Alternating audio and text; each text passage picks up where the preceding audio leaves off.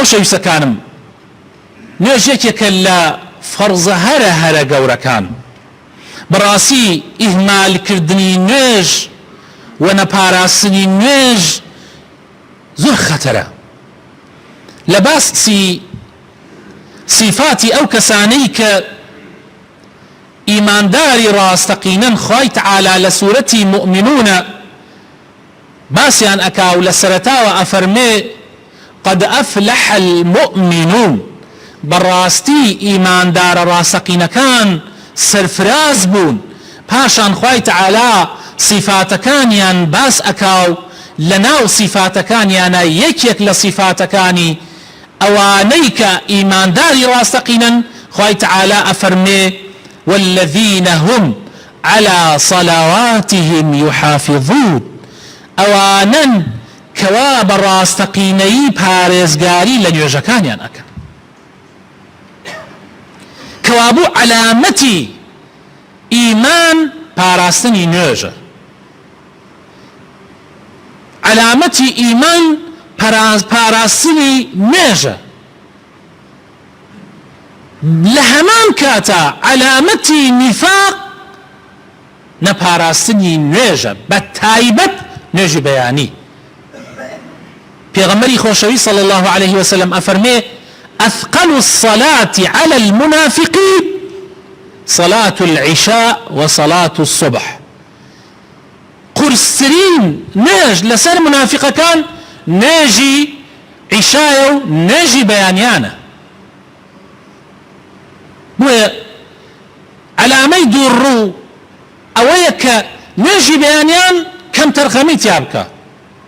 علامەی ئیمانیش، نیشانەی ئیمانیش ئەوەیە کە نوێژی بەیانی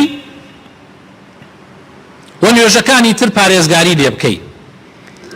خۆی تەعالا باسی پێغەمبەرەکانمان بۆ ئەکا و باسی پیاو چاکانی پێشومان بۆ ئەکا کە چەند پارێزگاریان کردووە لە فەرمانەکانی خوای پەروەردگار. خوا وەسفیانەکا لە سوورەتی مەڕیەمە لە پاش ئەوە کە بۆسفی ئەوانەکە ئەفەرمێ فخلف من بعدهم خلف، لە دوای ئەو پیاو چاک و ئەولیانە، ئەو پێغەمبەرە گەورانە، ئەو شەهید و ساڵحینانە قەومەیەک هاتن لە جێ ئەوان فخلف من بعدهم خلف أضاعوا الصلاة، قەومێک هاتن لە دوای ئەوان نوێژیان فەوتان واتبعوا الشهوات،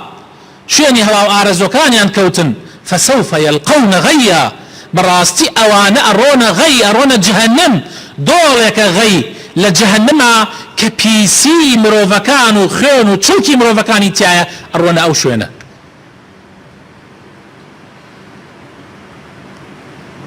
پیسی و خوێناوی ئەوەی کە لە عەزابی جەهەنەم ئەچۆڕێ خوێن و پیسەکە ئەڕواتە ئەو شوێنە، ئەوەی کە التزام بە نوێژەکانەوە نەکا و شوێنی ئارەزۆکانی بکەوێ شوێنی ئەو شوێنەیە. لێرە طبعا تەماشاکەن دقەتێک لە ئاەتەکە هەیە. خوای تەعالا ئەفەرمێ ئەضاعوا الصلاة واتبعوا الشهوات، سەیکەن ئەوانەی کە شوێنی ئارەزویان کەوتن هەموویان لە نوێژەکانیانە کەم تەرخەمن بۆیە شوێنی ئارەزویان کەوتن. والله هەر کەسێ لە نوێژا کەم تەرخەم نەبێ شوێنی هەوا و ئارەزۆکانی ناکەن. پێغەمبەری خۆشەویستمان صلی الله عليه وسلم لە حەدیثە ئەفەرمێ ڕەکعەتە الفەجر، دوو ڕکاتی بەیانیان خەیر من الدنيا وما فيها، خێرە لە هەموو ئەم دنیایەی کە ئێمە هەڵپەی بۆ ئەکەین، خێرە لە ئەو هەموو وەزیفەیەی کە سەعاتی هەشت دەوامەکەتە تۆ لە حەوت هەڵەسی بە پەلەپەل نەوەک ڕێگاکان قەرەباڵغ بێ و نەگەیت و سیارە لە حەشت لە حازرە بی لە کاتی خۆیان. ئەو هەموو مەعاشەکە وەریەگری، ئەو هەموو دنیایە، ئەو هەموو ماڵ و سەروەتەی کە دەستەکەوێ لە دنیا، نەک هەر هی تۆ، هی هەموو مەلیکەکان و پادشاکان، ئەم دنیایە بە هەموویەوە ئەوەی کە بووە و ئەوەیشی کە ئەبێ حەتا قیامەت هەر هەمووی قیمەتی دوو ڕکاتی نوێژی بەیانیانی نییە. دوو ڕکاتەکەی نوێژی بەیانیان لەوە هەر هەموو بەخێرترە. پێغەمبەری خۆشەوی صلی الله عليه وسلم ئەفەرمێ بشر المشائين في الظلم بالنور التام يوم القيامة، مجدبا بەو کەسانەی کە بە تاریکی شەوان کە زیاتر نوێژی بەیانیان ئەگرێتەوە هەنگاو ئەنەن و دێن بۆ مزگەوتەکان مژدەیان بەنێ لە ڕۆژێکە کە خەڵک پێویستی بە تروسکایی نورێکەیە لەسەر پردی سیراتی تاریک بۆ ئەوەی بەردەمیان ڕۆژ ناکاتەوە پێویست بە تەنها ئەڵێ خەڵکی وا هەیە لەو ڕۆژە بەس بەقەدەر پەنجەی نوری هەیە بەس وەقەدەری پەنجەی دڵی خۆشە هەر بەقەدەری پەنجەکەی نوری هەیە دڵی خۆشە دەی ئەو کەسانەی کە دێن بۆ نوێژی بەیانی پێغەمبەر ئەفەرمێ صلی الله علیه وسلم مژدەی نورێکی کاملیان بەرێ هەموو پردی سیرات بۆ خۆی بەری خۆی ڕووناکەکاتەوە. پێغەمبەری خۆشەوی صلی الله عليه وسلم مژدەیەتر ئەدا بەوانەی کە نوێژی بەیانیان ئەکەن ئەفەرمێ من صلى الصبح فهو في ذمة الله. حەز ناکەی ئاها لە دنیاە جاری وا هەیە کەسێکە خزمێکت مەسئولە دەسێ ڕوا خزمێکت مەسئولە دەسێ ڕوا پێت ئەڵێ بڕۆ بە کەیفی خۆت چی ئەەکەی تۆ هەر شتێکت توش بوو هەر کێشەیەکت توش بوو بەس تەلەفۆنێ بۆ مکە و حەقت نەبێ چەند یەک غیرەت ئەدەیتە خۆت ئەو کاتە چەند دڵت خۆشە بێ وەکو دنیایی چەند دڵت خۆشە بێ دەی پێغەمبەری خوا صلی الله عليه وسلم ئەفەرمێم هەر کەسێ نوێژی بەیانیان بکە ئەوە لە زمەتی خوایە یعنی خوا خاوەنیەتی ئیتر خوای پارێزێ ئیتر کە نوێژی بەیانیانت کرد تەواو ئیتر خوا پارێزگاریت لێ ئەکا بەڵام هەر کەسێ نوێژی بەیانیانی نەکرد ئیتر ئەوە خوای داتە دەستی خۆی.